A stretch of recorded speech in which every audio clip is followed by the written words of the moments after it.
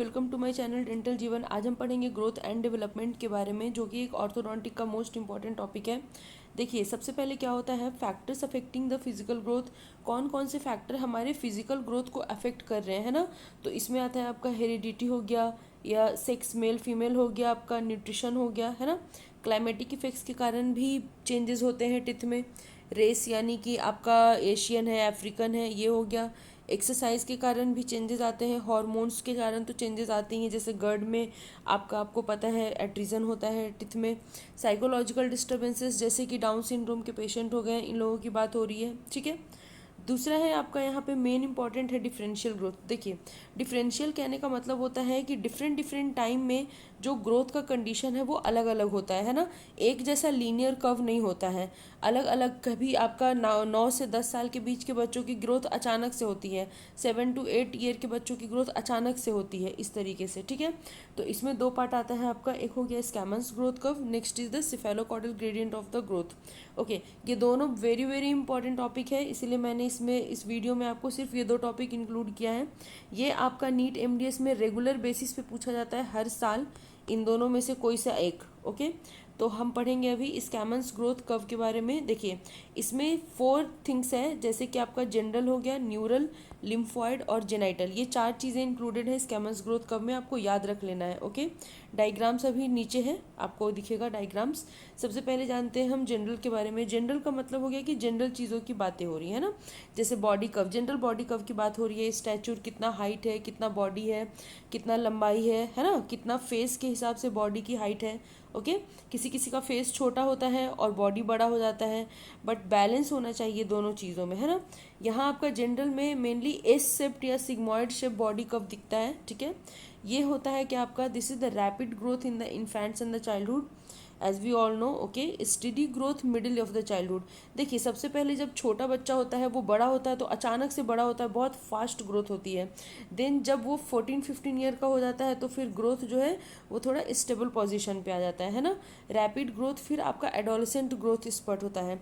जैसे एक एक हो गया आपका 7 to 8 ईयर्स में बच्चों की ग्रोथ बहुत ज़्यादा होगी, फिर 10 साल तक आपका 14-13-14 ईयर्स तक थोड़ा सा स्टेबिलिटी हो जाती है, फिर अचानक से लोग की हाइट बढ़ जाती है बच्चों की, ठीक है, जब वो 9th-10th क्लास में होते हैं तो एडोलसेंट एज में। ओके, दूसरा है आपका slow increase and then cessation of the growth after the adolescent.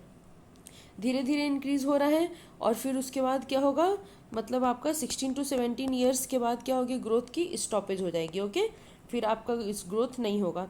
The next one is the neural. Neural का मतलब हो गया आपका न्यूरॉन से रिलेटेड है, ब्रेन से रिलेटेड है, ओके, नर्वस सिस्टम से रिलेटेड है, और उसके साथ एसोसिएटेड स्ट्रक्चर, जैसे कि आपका आइज हो गया, ये न्यूरॉन है, तो ये है ना आपका आइज आ गया, फिर आपके स्कल के पार्ट्स आ गए, ये सब हो जाएंगे, ठीक है।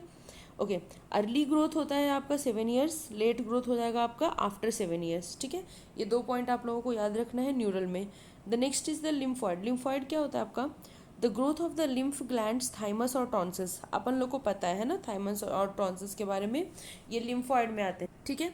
अब देखिए, this is related to the infection control and immunization. जो लिम्फ ग्लैंड होते हैं वो किस चीज़ में काम आते हैं, इन्फेक्शन को कंट्रोल करने में, है ना। इम्यूनोग्लोबुलिन्स बनाते हैं, टी सेल बी सेल का प्रोडक्शन होता है जो कि WBC बनाता है। तो ये आपका क्या हो गया, आगे चल के आप दूसरे सब्जेक्ट्स में पढ़ोगे, पैथोलॉजी वगैरह में पढ़ोगे।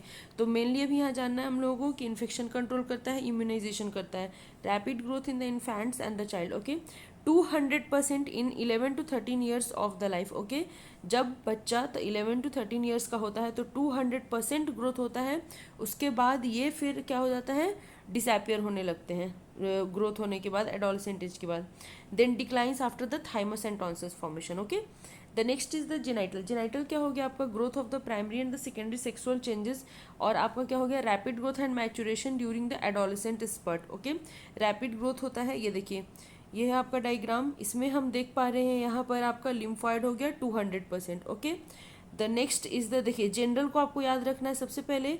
ये सबसे पहले आपको याद कैसे रखना है, ये कर्व है, ठीक है, ये आपका डायग्राम हो गया, आपको हाफ लकीर खींच लेना है। सबसे ज़्यादा 200% तो आपको याद हो जाएगा लिम्फॉइड है। ओके, अब इन तीनों में मेनली कन्फ्यूज़न होता है, ठीक है। NGG से आपको याद रखना है, NGG। NG मतलब, N मतलब हो गया न्यूरल, ठीक है, G मतलब हो गया जनरल। जो जनरल चीज़ें होती हैं ना वो बीच में होती हैं, ना ऊपर ना नीचे, तो जनरल से याद रखना है। उसके न्यूरल मतलब कि ब्रेन वाला पार्ट, तो वो ब्रेन कहाँ होता है, ऊपर साइड होता है, तो न्यूरल हो गया। उसके बाद आपका आएगा जेनाइटल, जेनाइटल वाला पोर्शन कहाँ होता है, नीचे होता है, तो नीचे साइड आ गया। और दोनों के बीच में जनरल जो कि कॉमन है, ठीक है। ऐसे याद रखना है आप लोगों को diagrams. Next is the cephalocaudal gradient growth, ये क्या है आपका, axis of the increased growth from the head to toe, ठीक है। यहाँ पे आपको मैं एक डायग्राम दिखाऊंगी, हेड से लेकर टो तक का जो इंक्रीमेंट है, ये देखिए। सबसे पहले ये आपका 2 मंथ का फीटल है, ठीक है, 2 बच्चा है। देखिए सब इसका हेड कितना बड़ा है ना। फिर जैसे इसका ग्रोथ हुआ 5 मंथ का हुआ, तो ये वाली जो लाइन है, ये देखो, ये इसको देखना आप, ये वाली लाइन आपकी आंखों के पास आ गई, ठीक है। जब न्यू बॉर्न हुआ, थोड़ा और ग्रोथ हुआ, तब चिन के पास आ गया इसका लाइन। जब 2 ईयर का हुआ तो नेक के नीचे आ गई इसकी लाइन। 6 ईयर्स के हुए तो थोड़े से चेस्ट के पास आ गई लाइन। 12 ईयर्स का हुआ तो चेस्ट के थोड़े से नीचे वाले पोर्शन पे आ गए। 25 का ईयर के हुए हैं चाइल्ड, तो फिर आपका वो एडोलसेंट एज में चला गया। उसके बाद जब वो यंगस्टर्स बन गए, तो आपका ये कहाँ पे आएगा, चेस्ट वाले रीजन के पास लाइन आ जाएगा, ओके। तो यहाँ पे हम क्या एक्सट्रैक्ट निकालते हैं, ये देखो आप। सबसे पहला आपको पॉइंट क्या लिखना है, ये यूनिवर्सिटी एग्जाम्स के लिए है।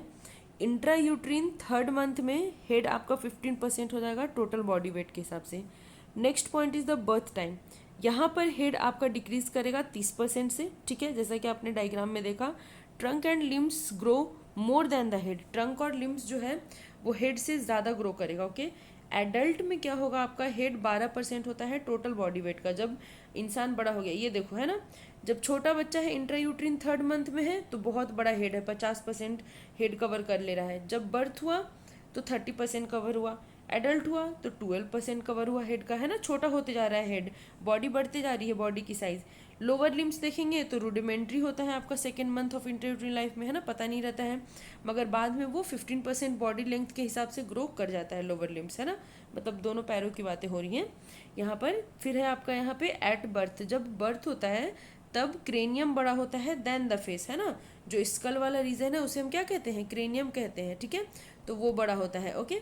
अब देखिए पोस्ट नेटल, मतलब कि आपका जब बच्चा जन्म ले लिया उसके बाद क्या हो गया, आपका face grows more than the cranium, face जो है वो क्रेनियम से ज़्यादा बड़ा हो जाता है, ठीक है।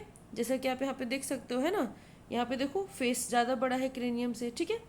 तो इसी के साथ हम आज वीडियो यहाँ पर समाप्त करते हैं। Thank you so much. आपको अच्छा लगा हो तो प्लीज़ सब्सक्राइब करें और शेयर करें अपने फ्रेंड्स के साथ।